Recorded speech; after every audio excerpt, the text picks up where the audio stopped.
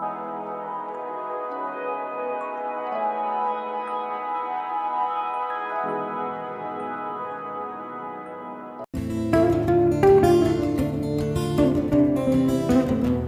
bonjour, je suis Yamar Sissé.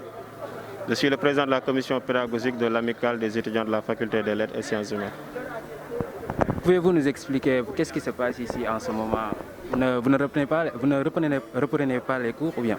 Oui, mais c'est important de comprendre que la reprise, ce n'est pas le premier.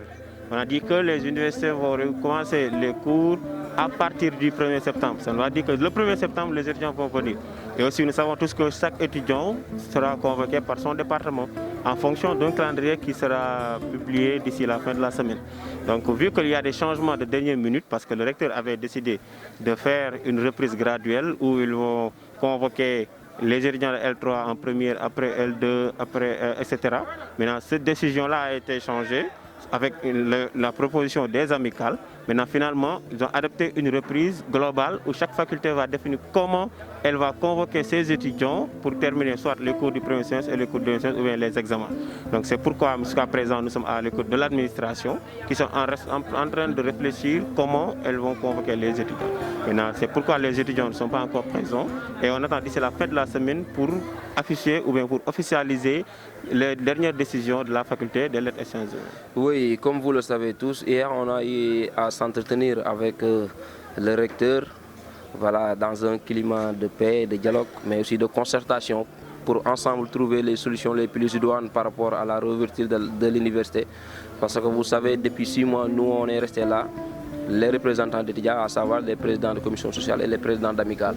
Donc on est resté là et on travaille en parfaite collaboration avec l'administration rectorale qui était en place. Donc sur tous les points relatifs à la réouverture, on en discutait et on avait une longueur d'avance par rapport à ça.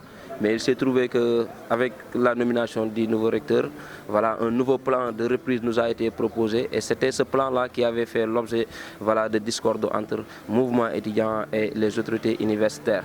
Mais heureusement, hier, lors de notre rencontre avec le recteur, bon, on est arrivé quand même à lui faire revenir, voilà, à de meilleurs sentiments et de, voilà, reconsidérer sa décision et, voilà, de donner la latitude aux facultés, mais aussi aux amicales, d'en discuter avec les autorités facultaires, à savoir le doyen et l'assesseur, voilà, pour ensemble que l'on puisse trouver, voilà, les méthodes et les points sur lesquels nous pensons que, voilà, ça pourrait permettre une belle reprise. Nous pouvons dire que la reprise, la décision a été prise à la hâte, mais ça nous arrange beaucoup à mon avis.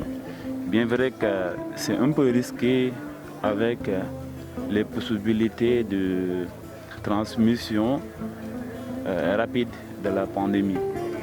Mais je pense qu'avec les mesures sanitaires qui ont été exigées par la direction du cours, le ministre de l'Enseignement supérieur et l'administration de la faculté en collaboration avec l'amicale, nous mettrons dans de bonnes conditions pour pouvoir éviter une propagation rapide de la pandémie. Les étudiants souffraient beaucoup de solitude et le niveau avait tendance à diminuer. Beaucoup d'entre eux ont connu le phénomène que l'on appelle désapprendre. Beaucoup d'entre eux sont désappris. C'est véritablement épouvantable, c'est pas facile à supporter et nous tous sommes dans le stress.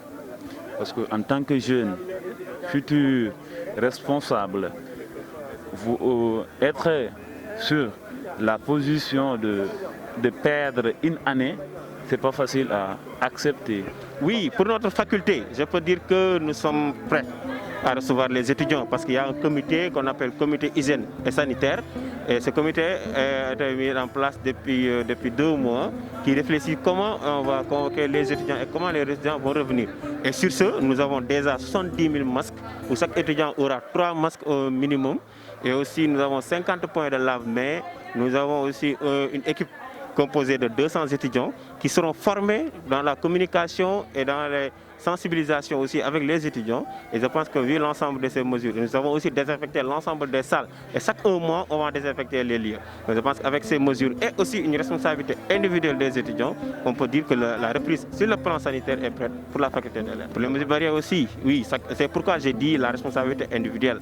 Parce que c'est comme dans les marchés, c'est comme dans les bus, c'est comme dans la banlieue, etc. Évidemment, parce que nous connaissons toutes les réalités de l'université. On peut dire, par exemple, un amphithéâtre ou bien une licence composée de 1000 et quelques étudiants et un amphithéâtre composé de 800 places et on dit qu'on va respecter la distanciation physique dans les amphis. Et on sait tous que beaucoup d'étudiants ne vont pas faire cours. Maintenant, en compensant ces mesures-là, nous savons qu'il n'y a pas seulement la distanciation physique qui est une mesure pour les gestes barrières, il y a le port obligatoire de masque, il y a le lavage des mains, il y a aussi le respect de ces mesures-là. Donc je pense que les étudiants sont assez matures et responsables à prendre ces responsabilités individuelles pour faire cours et continuer leurs activités sans problème. Ils sont en train vraiment de faire des pas allant dans ce sens. Parce que si vous allez au niveau de la faculté de droit, il y a un dispositif qui a été mis en place, les bornes de lavage et trucs genre. Il y a des masques aussi que voilà, l'administration de la faculté a reçus de la part des autorités étatiques, du ministère de tutelle, des masques et des gels hydroalcooliques et tout ça. Et nous pensons que tout ça entre dans le cadre du respect des mesures sanitaires. Bon, pour l'instant, nous en avons reçu 18 000 masques, d'après ce que m'a dit le chef de service administratif hier. Oui, c'est ce qu'il m'a dit. Bien vrai que c'est un nombre qui ne suffit pas parce que nous faisons 9 500 étudiants au niveau de la faculté de droit. Mais nous pensons qu'avec le temps, petit à petit, bon, on arrivera à faire doter à tous les étudiants de la faculté assez de masques pour ensemble voilà, se protéger contre la Covid. Il y a des choses à côté. On nous a promis des gels hydroalcooliques. Vous les avez vus? Il y a des masques. Pas encore, on ne les a pas encore vus. Je pense qu'une opération sera mise sur place dès la reprise pour la distribution des masques, ou voire même la distribution. Qui sera chargé de la distribution? Je pense que comme les étudiants ont des représentants, et nos représentants, on les a élus, ils vont aller maintenant à la recherche de ce matériel pour pouvoir les doter aux étudiants. Je pense que dès la reprise, cette distribution sera faite et de façon équitable. Je pense aussi qu'un seul masque ne suffit pas pour chaque étudiant. Ils ont promis 3 masques pour chaque étudiant. 3 masques pour chaque étudiant, c'est insuffisant à mon avis. C'est insuffisant à mon avis, parce qu'on avait entendu que les masques, c'est plus de 1 million et quelques. J'ai oublié. Ils ont donné 1 million. Voilà, tout à fait. 1 million de masques pour 39 000 étudiants, par exemple, à la faculté des lettres, ou bien pour toutes les cadres. Je ne sais pas. Mais au minimum, chaque étudiant doit être doté de 5 masques. 5 masques. Et des masques aussi en tissu. Je dirais non, parce que la reprise graduelle, nous l'avons analysée. Nous l'avons analysée et nous savons tous que la reprise graduelle que le recteur avait proposée, il y a beaucoup de non-dits. Parce que là, on n'a pas précisé, est-ce que durant cette reprise qu'il a proposée, parce que vous avez tous qu'il a dit que pour d'ici le mois de décembre, toutes les facultés vont terminer les enseignements. Et nous savons tous que pour la faculté des lettres, c'est impossible de terminer les enseignements du premier et du second cycle comme premier et second semestre d'ici décembre. Et aussi, nous savons tous que pour la reprise graduelle qu'il avait proposée, les étudiants feront des cours en ligne. C'est-à-dire qu'ils restent chez eux, doivent se connecter via une plateforme avec le professeur pour faire cours. Et nous savons tous que depuis des mois, nous avons fait une enquête, nous avons publié un rapport montrant que les cours en ligne sont impossibles, ne doivent pas être mis en place pour la faculté des lettres ou bien pour les universités du pays, tenant compte des réalités sociales et culturelles. Et les étudiants ne sont pas bien formés et n'ont pas les dispositifs nécessaires pour faire les cours en ligne. Et aussi, c'est l'ensemble de ces choses-là qui explique le refus des amicales face à la proposition du recteur. Et nous avons proposé une proposition adaptative, une proposition qui arrange la communauté estudiantine. C'est une reprise globale. Mais chaque faculté va dire comment elle compte organiser la reprise pour ses étudiants. Lorsqu'on a rejeté le plan de reprise proposé par le rectorat, à savoir les Master 1 et les L3 qui devaient revenir avant, nous on a dit non, parce que nous pensons que s'il y a une masse estudiantine qui est jugée être la plus vulnérable, ce sont les étudiants du premier cycle, L1, L2, L3. Donc nous, à un moment donné, on a été flexible sur notre position, à savoir le retour global. Donc on s'est dit que d'accord, un retour global, ça paraît impossible vu la propagation du virus et tout. Donc pourquoi ne pas nous permettre, nous, amicales, de décider de qui va venir? Et nous, amicales, nous voulons que les étudiants du premier cycle viennent d'abord faire leurs cours en présentiel. Pour les étudiants du Master 1, Master 2, ensemble, je pense qu'on peut trouver un meilleur format parce que c'est des gens qui ont, sur le plan pédagogique, assez d'expérience.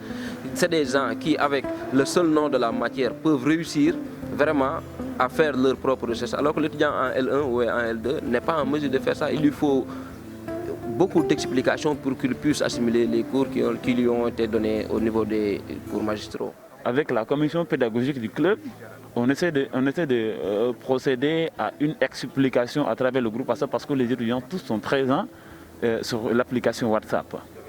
Et là, on invitait nos moniteurs, nos anciens, et ils faisaient des cours, des séances, des conférences à travers nos groupes WhatsApp et les étudiants comprenaient parfaitement. Mais il faut aussi souligner une chose, il y avait des gens qui habitent dans des milieux très reculés dans le pays où il n'y a pas d'électricité et où le réseau d'internet Vous en connaissez?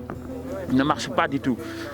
En tant que responsable, j'étais interpellé tout le temps sur cette question et des étudiants habitant au sud de la Casamance, d'autres Kédougou, ceux qui m'étonnent le plus, d'autres Matam, très loin de Dakar, très loin même du fil électrique, trop loin aussi du réseau internet. Ça en faisait si mal. Beaucoup d'entre eux s'étaient découragés, se disaient nous, de quoi s'agit-il? C'est pas normal qu'on fasse des cours en ligne. Nous, on n'est pas dotés d'électricité. Nous, on n'a pas accès à l'internet. Donc, on ne doit pas porter la priorité sur les étudiants citadins. Mais on doit aussi penser à nous qui habitons dans les villages, nous qui habitons dans des régions très reculées où il n'y a pas d'accès ni de réseau internet. Mais il y a un problème qu'il faut souligner. Le problème en est que nous sommes en période d'été où les étudiants n'avaient pas l'habitude de faire des cours. Les étudiants étaient en cette période en vacances. Donc les amphis sont excessivement chauds, mon frère. En ce moment que je parle, il n'y a pas de climatisateur dans les amphis. Il n'y a pas de clim. Imagine mon frère, un étudiant qui a par exemple un problème respiratoire. Une amphi plein du moins, avec plus de 1000 étudiants. Pensez-vous que cet étudiant-là qui a un problème respiratoire peut porter le masque en même temps pour une durée de 2 heures de temps en train de faire cours au moment où l'amphi fait excessivement chaud?